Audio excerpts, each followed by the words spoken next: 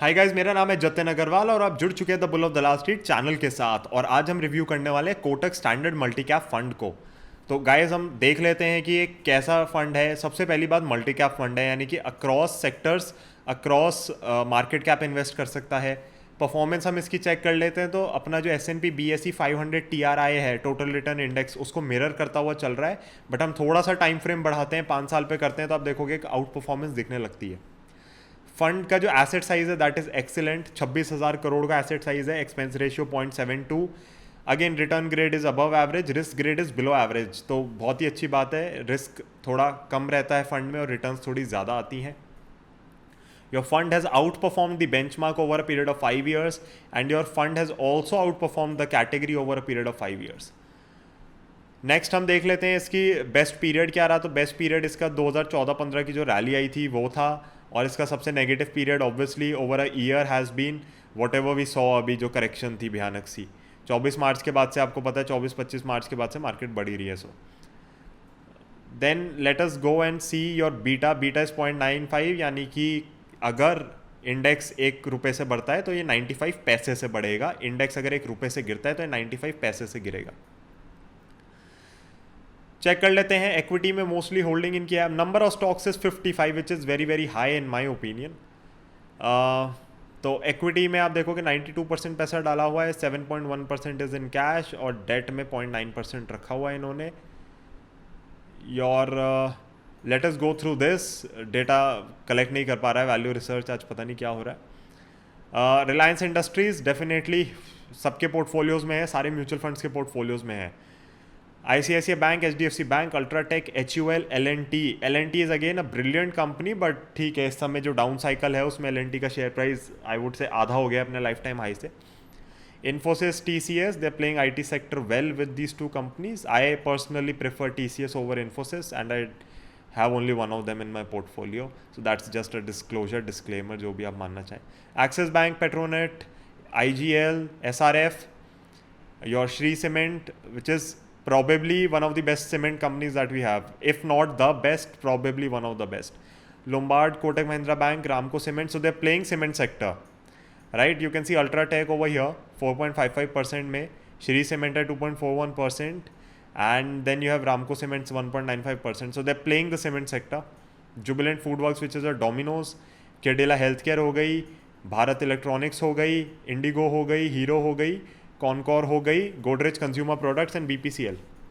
So these are that basically top holdings. 55 stocks हैं तो और भी स्टॉक्स होंगे, but just imagine last stock जो यहाँ पे लिखा है उसकी वेटेज है 1.18%। सो जो बाकी के बचे हुए स्टॉक्स हैं दे आर लाइक 1% में भी। सो बेसिकली इनसिग्निफिकेंट हो जाता है इतने सारे शेयर्स होल्ड करना। We personally do not like to pick any stock even for trading purposes for less than you can say 1 या 2% बेसिकली। तो मतलब मेरे को समझ नहीं आता इन्वेस्टमेंट पोर्टफोलियो में अगर आपके पास इतनी इनसिग्निफिकेंट पोजीशन पड़ी है तो how will it matter. Harsh Upadhyay fund को मैनेज कर रहे हैं, काफ़ी टाइम से मैनेज कर रहे हैं। फंड अच्छा परफॉर्म करता आ रहा है। जो इसका आपको दिख रहा है कि risk grade below average, that is also because they have more shares. और अगर आप स्टेबल कंपनीज रखते हैं तो आपका रिस्क ग्रेड कम हो जाता है, प्लस आपने डाइवर्सिफाई कर रखा है तो रिस्क ग्रेड कम रहता है। एक्सपेंस रेशियोज़ मैं आपको बता चुका हूँ। एक्सपेंस रेशियोज़ आप देखोगे मल्टी कैप फंड के थोड़े हायर साइड पे ही होते हैं, but as long as you are choosing a direct plan ये आपको 1% के नीचे नीचे मिल जाते हैं। अब इसको हम एक बार रेगुलर प्लान पे शिफ्ट करके एक्सपेंस रेशियोज़ देख लेते हैं। खाली 1.64%, तो बेसिकली आप आधा % से ऊपर की return, I would say almost 1% ही है, 0.9% के अराउंड आ रहा है, बट चलो 1% मान लेते हैं कन्वीनियंस के लिए। आप 1% की रिटर्न तो सीधा सीधा ऐसे ही ख़राब कर देंगे अगर आप रेगुलर प्लान में इन्वेस्ट करेंगे तो गाइज़ अगर आपको अगेन मैं अपनी वीडियोस में आजकल मैंने कहना शुरू किया है, but it's very very important considering मैं कितने लोगों से मिलता हूँ जिन्होंने कितनी मिस सेलिंग देखी है और कितना अपना लॉसेस किए हैं प्रोडक्ट्स में जा जाके, क्योंकि those products were not suited for them, but क्योंकि सेल्स पर्सन सामने से कह देता है तो आप लोगों को लगता है कि अच्छा ले लेते हैं, हाँ इतनी रिटर्न्स आ जाएंगी। Focus on big money rather than quick money. Focus on building a lean, mean compounding machine, which is the mantra of the Bull of Dalal Street. मैं हमेशा कहता हूँ कि the bull of Dalal street is focused on a lean mean compounding machine, and उस पर ही focus करिए, उसी को प्ले करिए। उससे ही आपकी वेल्थ बनेगी। और अगर आपको लगता है कि हाँ Jatin is telling us something genuine, so please contact me, I will be happy to guide you.